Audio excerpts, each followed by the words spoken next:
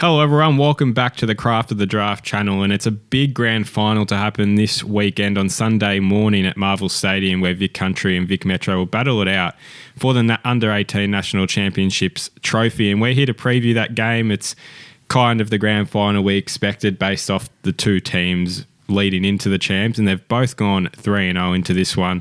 My name's Nathan Seppi, joined by Jonty Ralph Smith. We're going to go through this line by line, give a bit of our predicted matchups, who does make this final cut, because obviously there will be a few players to miss that could be 50-50 chances, but I guess we have to start in that midfield battle, which will be pretty exciting. If you start with Vic Metro, Josh Smiley, Levi Ashcroft, Jagger Smith, Murphy Reid at times, Christian Moraes. I mean, it's pretty stacked, isn't it? It is, and I think there's some players in there that are going to want some big games. We know that Jagger Smith and Levi Ashcroft and Murphy Reid have obviously produced throughout the championships, but I think Josh Smiley will be after a big end to this championships, which makes him all the more dangerous, and he's coming in after a reasonable game for the Eastern Rangers as well. So he's one to keep a real eye on, and I'll be really interested to see if Country are able to obviously stop him, but who actually goes to him and who matches up on him and who starts on him at that first centre stoppage. Are they going to have a big body in there, whether it's a Sam Lawler or a Cooper Hines?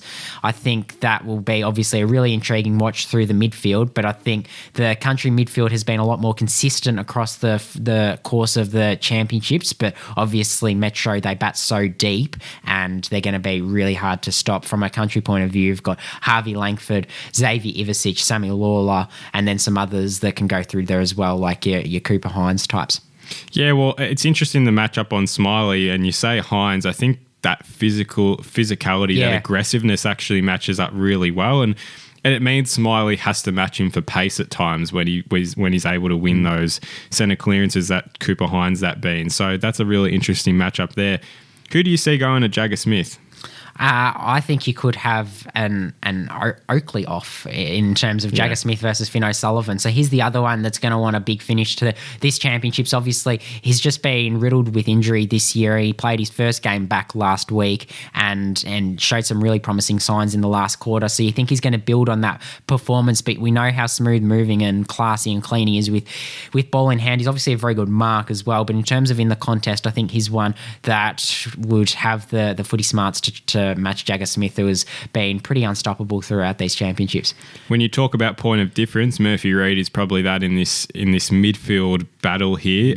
Who takes him is that's the question I have, because I reckon he could beat anyone. I think he will beat anyone, in all honesty. Yeah, I don't know if there'll be someone that directly takes him, because you've got to remember he's likely to start forward because you've got Levi Ashcroft, Jagger Smith and Josh Smiley, who will likely start in the midfield. And the other thing that's been really impressive about Murphy Reid is he's so hard to stop as a forward as well. And they've obviously got Isaac Kako in there that you need to send someone to. So I expect Lockie Jakes will go to Isaac Kako. Whether we see that, I'm not sure, but that would be my prediction. But it releases Murphy Reid as being that secondary small forward, and he's so clean and he really punishes you as well. He's so quick hand to foot.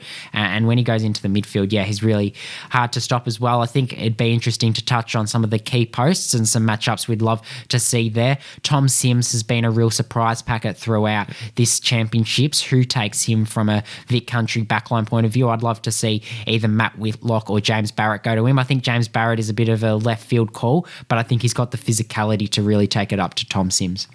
I would more stick with Matt Whitlock. I think you have to match Sims with height, and I guess athleticism is the other question there. Can Matt Whitlock match him there? Because when he gets going and up, his reach is ridiculous. But I guess when you have someone like Matt Whitlock there, I think as long as he's able to bring the ball to ground, or at least just make his contest a little bit harder where he's got a bit of a bump there or something little like that, I think it will definitely increase Country's chances of winning. Because if you take Sims out, I mean, he's kicked 3 or 4 goals the last few games.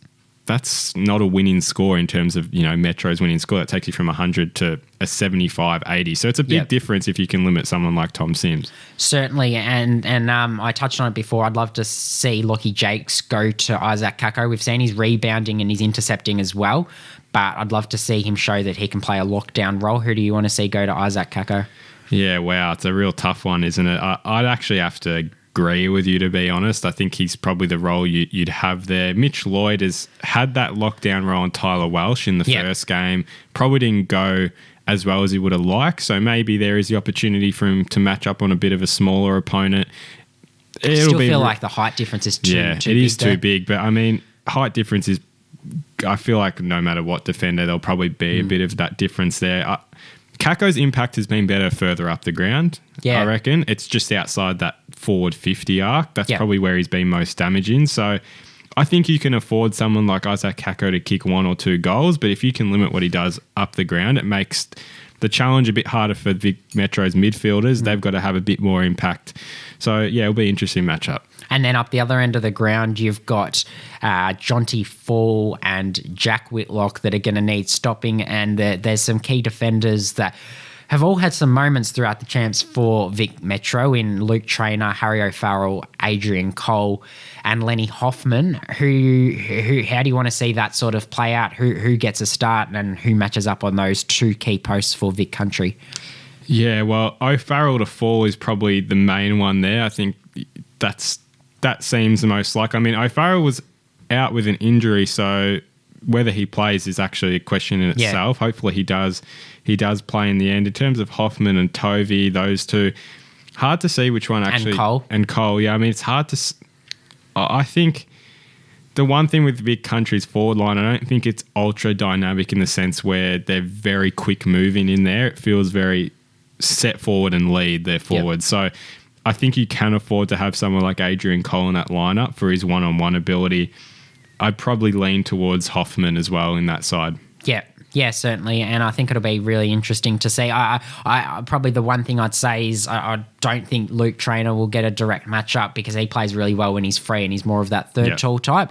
But we'll move on to some key players, some players who have really stood up throughout these championships and are going to have a massive say in the result. And I think we have to start with Toby Travalia from a Country point of view. His best game probably still remains his first game, but he has had some really important moments and played some big quarters when the game's been on the line and that sort of thing for Vic Country.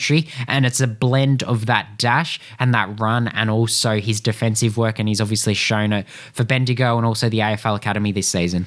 100%. He's just been awesome to watch. It's that burst and acceleration with every step he takes that feels like it's the difference. He's almost a player you'd argue you should have a tag on, like as an offensive tag. That's how good he can be.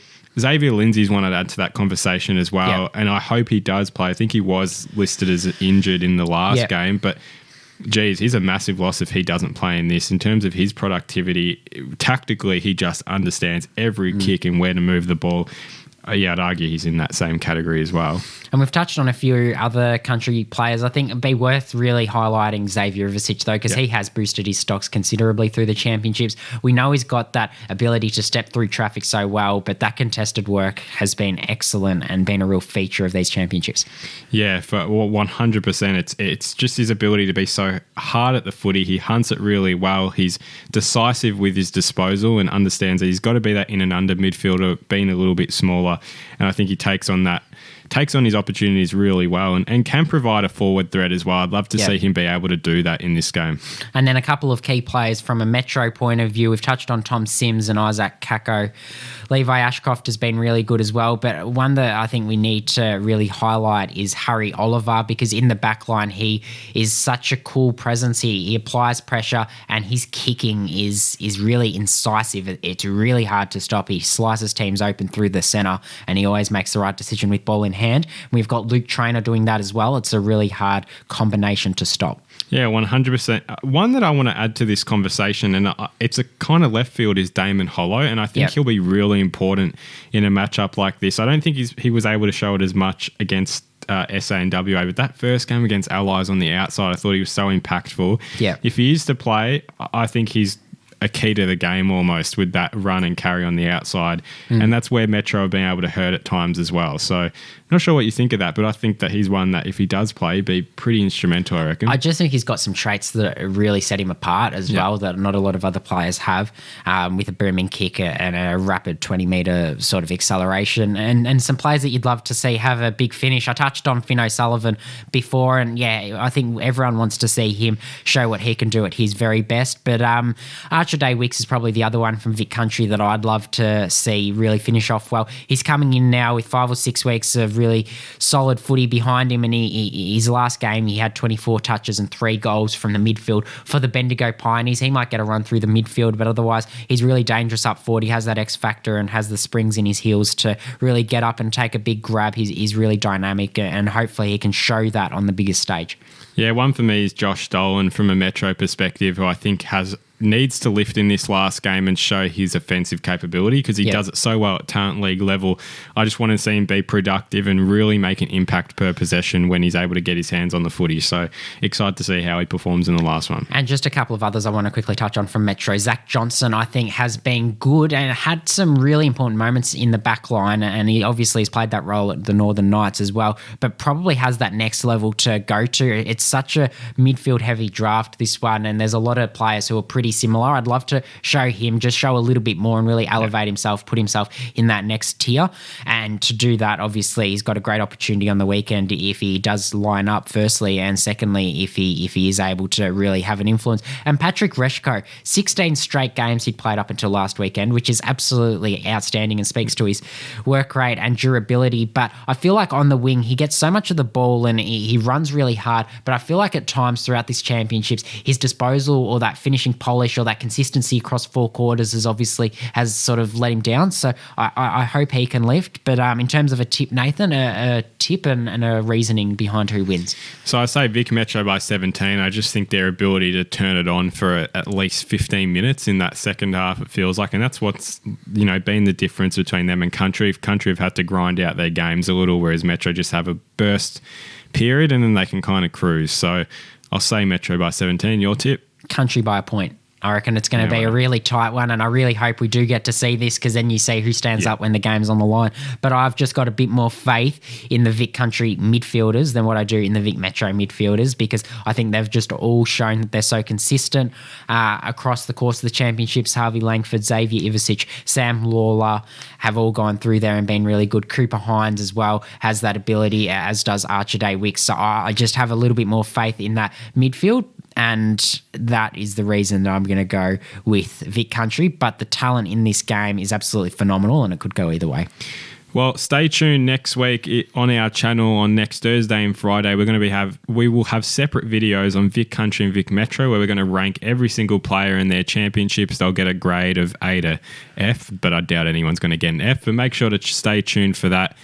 And yeah, stay tuned for our socials for some more exciting things happening on the day of the game on Sunday morning. Thank you all for watching, and we will see you in another video.